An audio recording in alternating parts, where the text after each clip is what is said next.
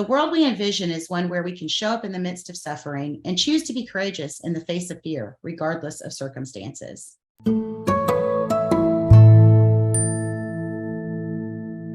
Hey guys, thanks for joining me this week. I'm really excited about our guest this week. Her name is Ashley Jones, and she is founder of lovenotlost.org, which is a nonprofit.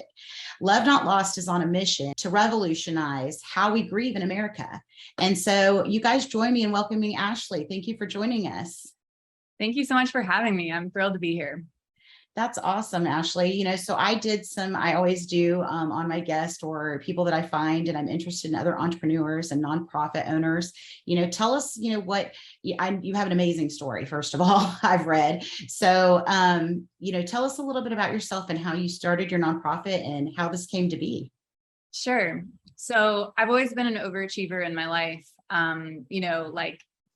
extroverted, wants to be involved in everything, whether it's music, sports. I did nerdy science clubs, just all sorts of things like neighborhood tennis, church, extracurricular activities, and went to college at Clemson University, met a guy who ended up being my husband, and we got married and had a baby. And the reason I share everything before is because our daughter was diagnosed with a terminal condition called spinal muscular atrophy. And at the time, there was no treatment, no cure. It was like, you'll be lucky to see her first birthday, just go home and love her and make memories. And it was like, wow, just talk about a mind bomb going off. It's just how could our daughter possibly have this horrible illness? How is she going to die? What even is death? Because we were young when we had her, we were 25. And it was just shocking. But the worst part was a lot of our friends didn't know how to support us in that time either. So not only were we not taught how to grieve, but none of our friends were taught how to support us in that grief. And for us, that was the worst part of it, because that left us feeling even more alone and isolated in our pain.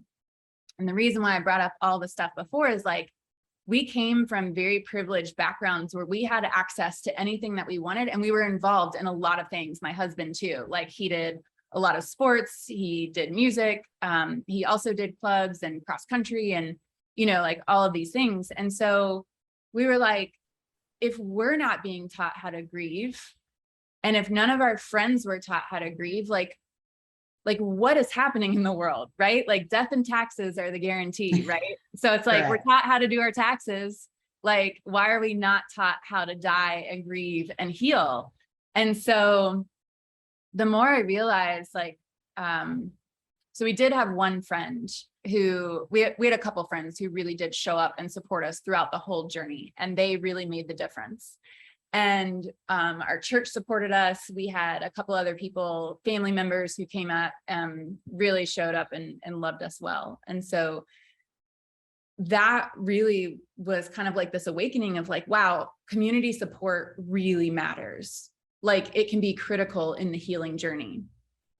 So one of those friends had gifted us a professional portrait session with a woman named Tessa, and she did a phenomenal job capturing our family and just creating beautiful images. And I appreciated it. I also am a photographer. And so I appreciated it as in the moment of just having these beautiful portraits. But it wasn't until she died that I understood the value, and probably not in the ways that most people might think. So one of the things obviously is yes, it gives you a way to see her and connect with her.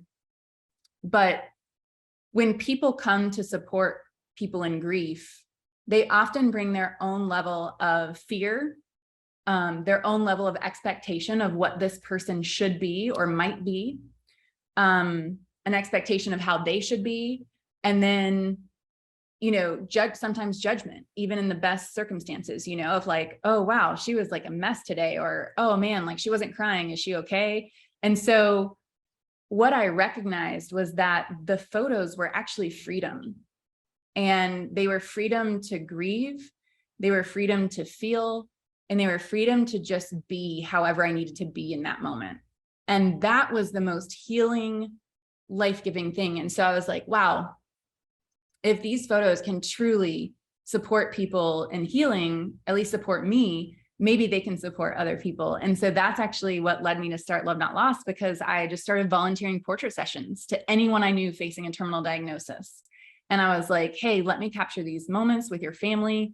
You know, like, yes, you'll have these moments, but hopefully it will really be a physical tool to support you in the grief and healing journey and allow you to stay connected with your loved one and bring you joy and peace, you know, after the raw grief stage. So yeah, I started Love Not Lost with photography as the main program.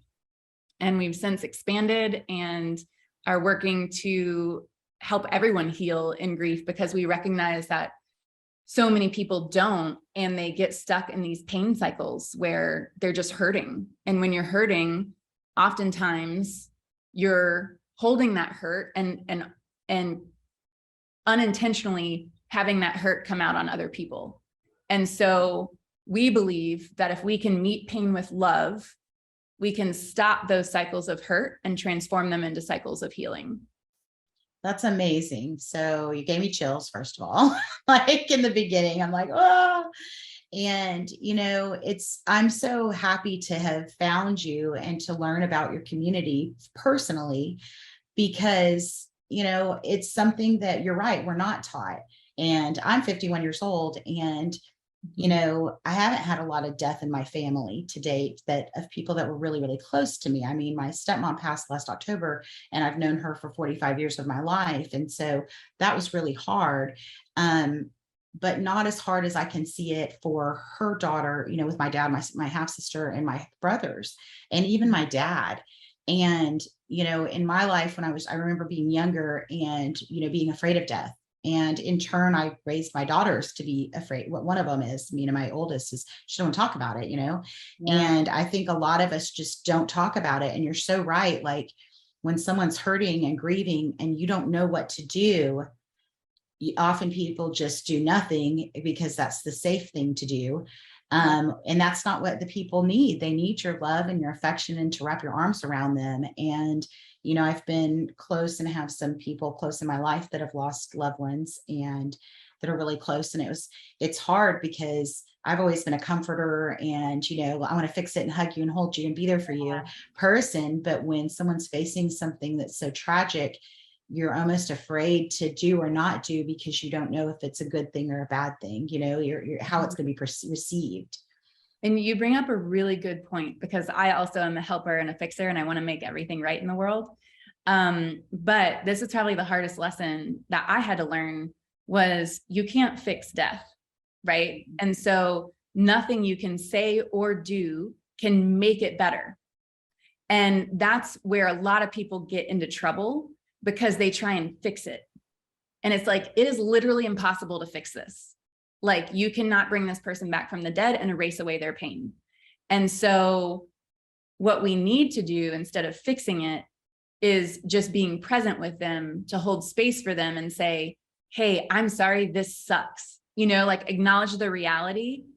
And a lot of times also people try and like force people into the future, you know, where it's like, oh, like, you know, we're so sorry, but you can have another kid.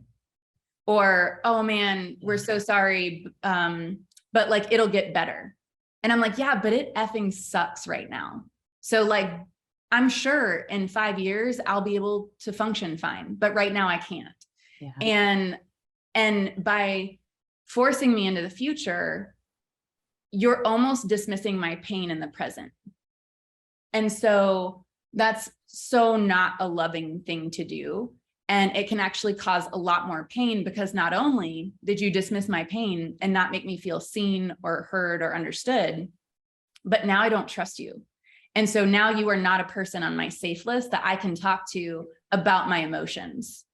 And so that's like one thing we really try and encourage people is like, don't go to the cliche phrases, you know, like, just be honest with where, like, what you're feeling. And if you don't have the words, just say you don't have the words, just say, I care about you so much, but I don't know what to say right now. And then ask, like, so many people don't ask questions, right? But it's like, can I give you a hug? Because some people are not touchy-feely. Like, my husband is one of those people. Like, if someone just comes up to give him a hug, he's like, ew, don't touch me. It's like not helpful, and it makes him angry. And so depending on the person, right? And so I think that's another thing, is like, not to assume anything and just ask, like, is it okay if I hug you? Or can I bring you dinner tonight? Or, and make an offering. Because so many times if you just say, call me if you need anything, or let me know what I can do to help, there's no follow through. And oftentimes the person grieving doesn't have the capacity to think through what they actually need. So having that offering, someone can say, will that be helpful for me? Yeah, actually, if you can bring me dinner Friday, that would be awesome. Yeah, I've learned that in a different way. So with Brittany, fostering and adopting and all of that, I didn't know how to support her as a foster parent, and people don't know. So I've learned through her, like, they're so busy and there's so much going on, and the kids have a lot more needs and they have more appointments. And so if you're like, if you need anything, let me know, they're not going to let you know. And that's a huge takeaway. So I think that's valid, and you're, really good advice too. And your point here is, you're too in the moment of what you're going through to even be able to process how you can help. So Brittany has been an advocate for other foster parents, saying, especially newly foster, like, don't ask, just say, hey, we're having dinner sent to you next Thursday, or whatever, and offering specific ways to help. So that's really great advice. And it is it shouldn't be, not a taboo topic, but a tough topic. And, I've really been an advocate for authenticity and showing up as who you really are. And I think this just ties more true into that. Is like, we all of us, I tell my kids this too, we all have flaws, every single one of us, none of us are perfect. In, like, meeting people where they are and loving them with who they are. And we all have things to work on. Is really crucial and important. Something I did want to ask you about, and this applies to me more personally, but have you given any thought, and maybe you have or maybe you haven't, just with the grief in general, about people that are having to grieve someone that's alive? Sometimes they're really, two points I want to make is, one, you were talking about how if you don't deal with it, you push it down. And I was one of those people who pushed a lot of things down.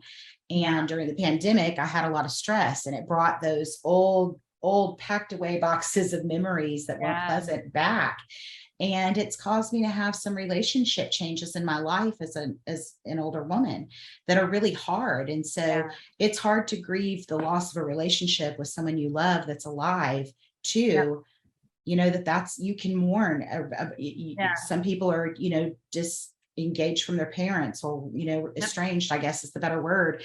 And it's really challenging, because I found myself having gone through that, at the age of 49 and 50. And the pandemic brought that childhood traumas up, and it caused me to remember things that I had forgotten. And now I'm having to, cut off certain people in my family, because I'm having to deal with all of that craziness going on. And so have you given any thought about grief, like, for people that are, I guess with your daughter, it's a prime example, right? So, well, you bring up two really, really good points.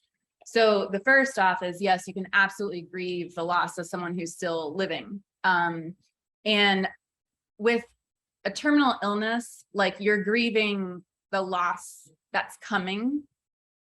So it's more anticipatory grief, where you're anticipating the death, right? But there is more ambiguous grief, where you're losing, like, a lot of times people with COVID, who ended up on a ventilator. It's like, you don't know if they're going to die or not, but it's like this ambiguous situation where you're like, oh my gosh, like, I don't know what's happening. They could die.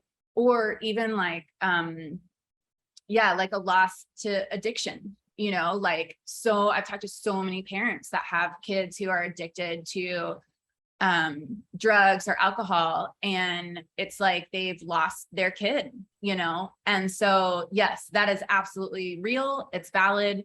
And that is something that we have to do better to acknowledge and process and heal from. But the other point that you bring up, which I love, because so many people don't see it this way, but I think it's such a beautiful example of what you shared. And thank you for sharing, because I believe that when you experience the triggers that you were talking about, that it's your body inviting you to heal those past wounds. And what's really cool is in the pandemic, we had a lot of time to be present, right? Because everything was shut down. We weren't going out to have drinks with our friends. We weren't going out and, you know, running errands or getting, you know, whatever it is that, you know, our time was consumed with before, like working in the office. Like we just had a lot of distraction before 2020. And 2020, when the world shut down, it was like, oh, we are stuck with ourselves, you know, like for better or for worse, you know? And so the cool thing about that though, is, and I think a lot of people can relate to you and experience this, is a lot of things came up for people because we had a moment to be still and listen and process what we were feeling. And so the really cool thing, and this happened to me, so I was like personal story, I had a relationship in high school that ended in kind of like a sexual assault situation, and didn't talk about it. I was 15, didn't talk about it, and was just like shoved it down into my pinky toe, right? Just like, I want to get this as far away from my heart as I can. And it's going to stay in my pinky toe till I die. And so I was like, I don't need to feel this. I don't need to talk about it. I don't want to ever see the guy again. And then in 2019, in the fall, I was sexually assaulted again, by a stranger, didn't know him. And it triggered the crap out of me. And all of those pinky toe feelings, I mean, I went right back to my pinky toe, right? It was like, oh my gosh, like everything I'm feeling right now is what I was feeling when I was 15. And to your point, everything that you experienced with your family and other things, it like brings you right back to those moments. And so you do have this reckoning, but the really powerful thing is like, you are so much older and wiser and experienced, and you have the tools and the resources to handle that pain now. And same for me, like in 2019, I was so much more equipped, and I had been doing the work of Love Not Lost, and I had been talking about trauma and grief and healing, and I knew how to support my body in it. And so like I went to EMDR therapy, you know, did somatic body work, really like journaled. I mean, I was really intentional about supporting my body. And I had so many more tools and resources than I did when I was 15, and I couldn't talk to anybody about it. Right. So I think like, you know, and some people are like, oh, that's so horrible that you were sexually assaulted. And I'm like, yeah, it was like, it was awful. I would not want it again. But the silver lining is it was an invitation to heal the pain that I was convinced I would never touch for the rest of my life. And so I think a lot of times when we experience these trigger events, oftentimes we have a negative reaction to it, right? Like, oh, I can't believe this. It's all coming back up again. I thought I was done with it. Why do I have to feel these things? And like a lot of people's default is to shove it back down and try and lock it away. But I actually want to encourage people that this is your body inviting you to heal because it believes you're ready for healing. And so if we can support our bodies and be present with what we're feeling and engage the support, like if you need a trauma therapist or, you know, a counselor or someone else to really support you through that, to seek that out. Because I personally now, when I get triggered, it's like, yes, it still sucks, right? Like no one wants to feel bad feelings, but also like, it's almost like an encouragement where it's like, okay, I'm ready to handle this now. And so let's dive in, let's roll up the sleeves and get dirty and like be done with it once and for all, you know? And it may be not done once and for all, but at least we can heal to the capacity that we can heal in the present moment. I love that so much. And this has been such a great topic for me, not one I expected to learn as much as I have, even for myself. And, I was sexually molested by a step parent from second to seventh grade, and I haven't shared that publicly. So this is the first time really for me to share it. But again, like you shoved it into your pinky toe. My therapist said I had a box and I duct taped it and duct taped it, and it was just back and back. And, I got to a point in my life when I got older, as time went by, I was able to say, yes, this happened to me without crying. But I remember that being a really big, remarkable moment. Mm-hmm. And then I just kind of went on with my life. And honestly, until the pandemic hit, and you're right, I hadn't thought about, okay, I'm with myself, but 1,000% correct on your body telling you. And what happened to me is I had hives. I've never had hives in my life. Wow. I had hives pop up for 9 months straight. I was on steroid treatment, and all of this stuff came flooding back. And I felt so beat down and so raw. And I was trying to run my own business. I was a new entrepreneur, had one great year under my belt and was ready to take on. And then everything shut down. And it was so much at one time. And so I told my husband, we've been married for 24 years. And I said, I feel like the best way I can describe what's happening to me is that I had on rose-colored glasses my whole life, and someone has stolen them and they're gone. And so how I see the world is different. And so I felt very, I'm working on it. I'm in therapy myself. I'm scared to do EMDR. I would love to duct tape it and pass it back, but I know that there's triggers, especially having kids that come from foster and their own trauma, that reminds me. There's so many things that on a day-to-day basis now that I just felt like, and my therapist is like, don't say this, but I felt stupid. I felt like, how did I have this vision of the world that is just not reality? And how did I have this happen to me and me make it okay all these years? Like, it's not okay. It's not okay at all that it happened. It's not okay that he walked scot-free. It's just not okay. And so I'm in the process of dealing with all that myself. And with that, my mom and I have a strange relationship right now, because she's not ready to hear the rawness of what happened and the things that were said to me or that were dismissed. And so I just feel, I felt kind of like a 51-year-old orphan. And so it's just, I can relate so much. And so and it's really forced me to think a lot about death and about life and those relationships. I went out and saw my dad and got to have a good talk with him. And I'm trying to work through that stuff. And my dad is, he's had he remarried. My parents have been divorced since I was 3. So, and he lives West Coast. I've always lived East Coast. And so, it's hard to have those kinds of conversations over the phone. And when you only see each other maybe every 5 years. So I'm really trying to make an effort.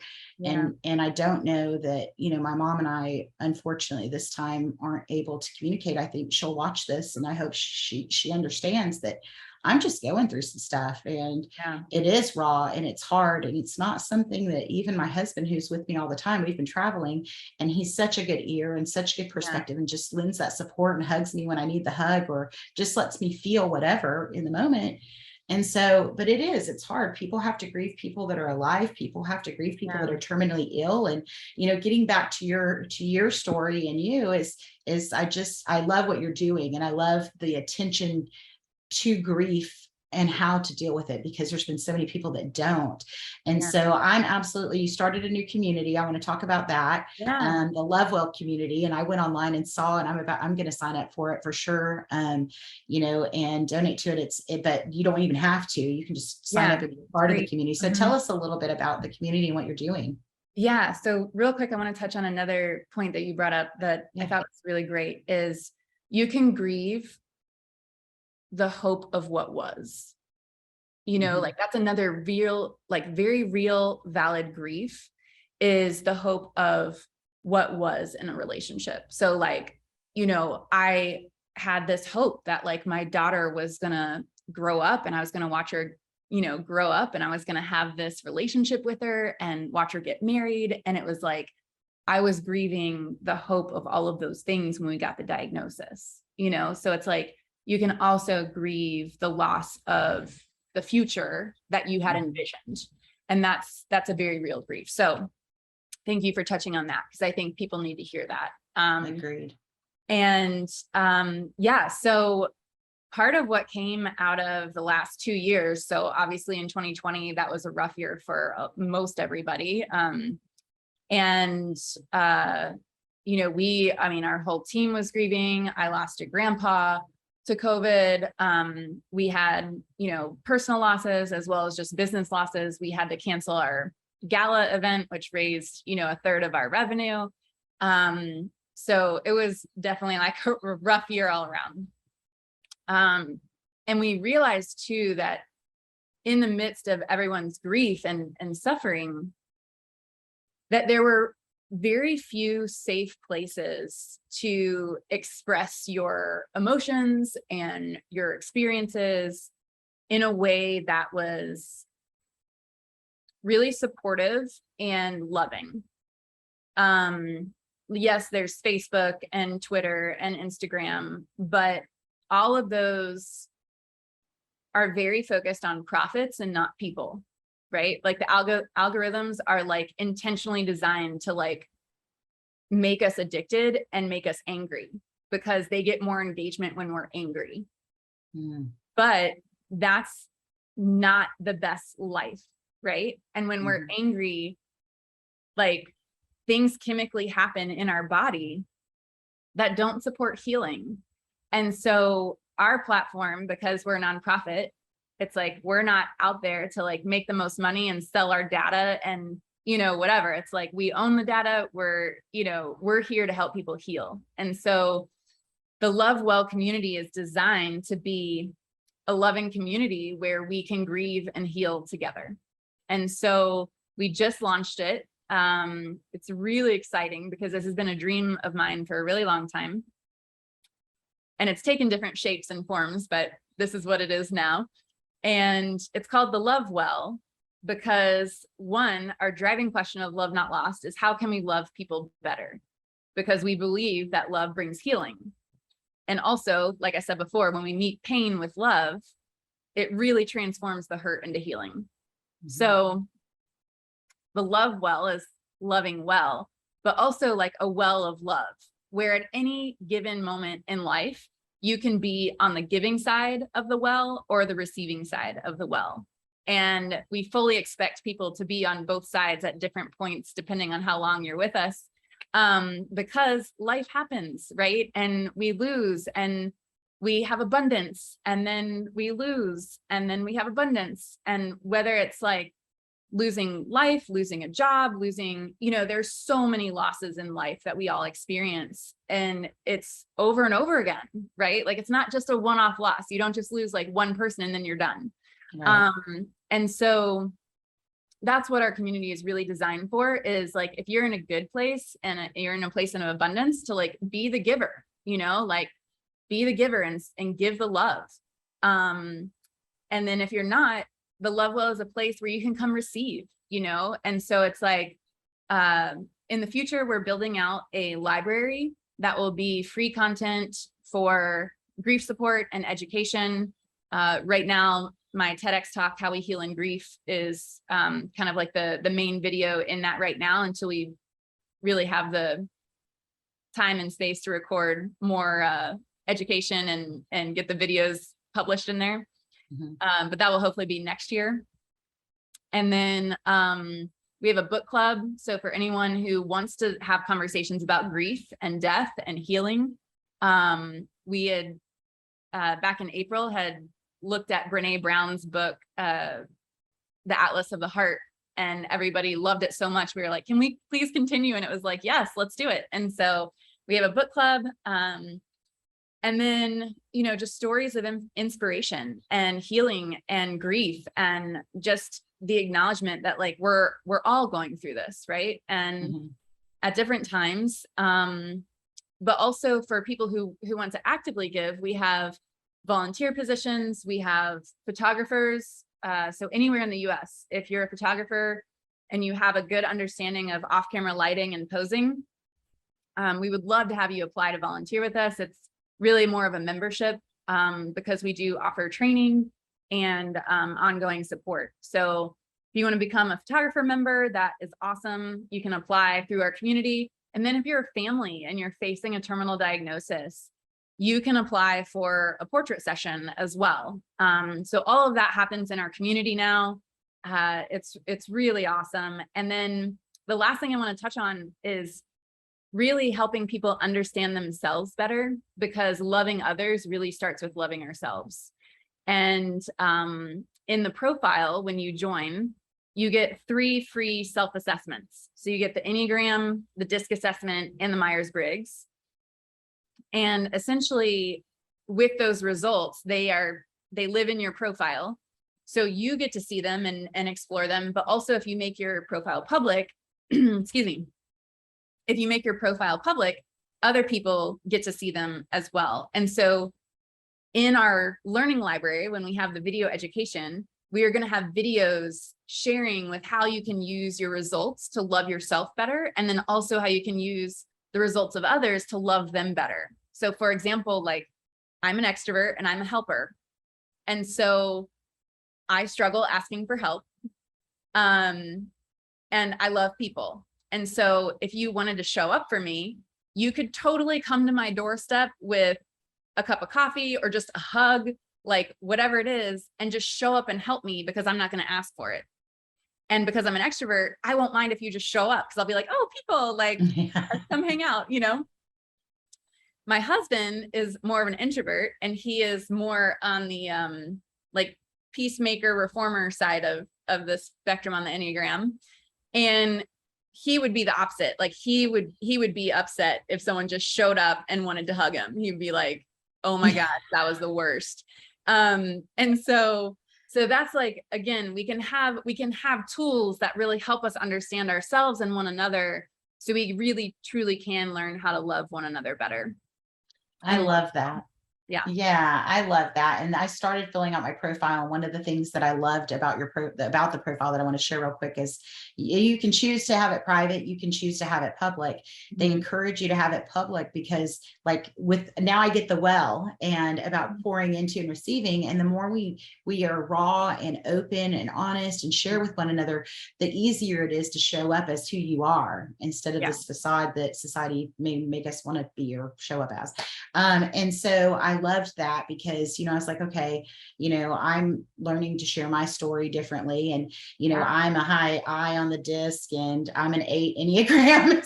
So, and my husband's much like yours. He's not he doesn't care if you hug him. He'd rather strangers not. I'm like, hi, how are you? I'm a hugger and a fixer. And so we have a lot of synergy in that way. But, so I very much am excited about this community you're building. And I hope the listeners really are able to go and check out your website, which is lovenotlost.org. Also, how, and from that, can you get to the app? Because it pulled me through. So yeah. So if you want to click get involved, I'm actually going to update the website to have a banner that directs you to the Love Well. So it should be pretty easy on the front page to get there. Perfect. And and Lovewell is the community, and there's an events page. And one of the things I saw that Ashley's doing is having a remembrance walk. It's not until November, but there's a lot of other events throughout the country, right, where people can get involved. So if you guys want to stay informed on how you can get involved and how you can be a part of the Lovewell community, I really encourage you to check that out. It was one of the things that this conversation, this podcast today, I've had chills multiple times. It did good for my heart.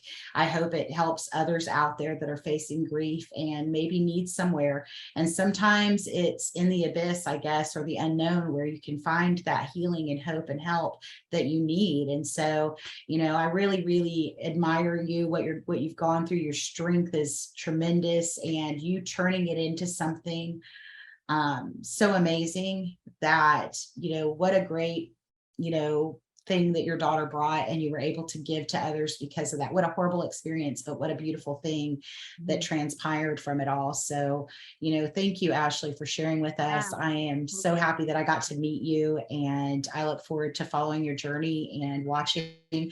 If you guys are in, online, please check out this community and, help me and join me in supporting Ashley and what she's trying to do. And let's all, learn to love each other better and to show up for the people that are grieving. And last, one more thing before we wrap up is, like Ashley mentioned, if you're a photographer, and what a beautiful gift to give someone with a terminal illness. Like she said, one of the stories, she didn't really share this, but what I read was she, would sit in her chair or near the picture and be able to hold it when she was missing her daughter. And if you think about that for people facing a terminal illness, what better way for them to, have such a cherishable thing, like, something that you highly cherish. So any photographers I've talked to two here that I know, that I want to connect with Ashley, but if you know a friend that's a photographer that this would fill their cup and in turn fill another family that's in need,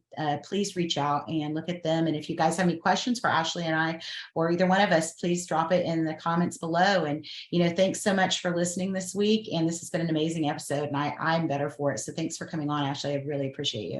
Absolutely. Thanks. And if anyone wants to, reach out, we're on social media at lovenotlost.org. And then I'm super active on LinkedIn too. So feel free to find me there. Awesome. Thanks so much. You guys have a great week, and thanks for listening in. Take care, and I'll catch you soon. Hey guys, if you like this episode, please hit like and subscribe.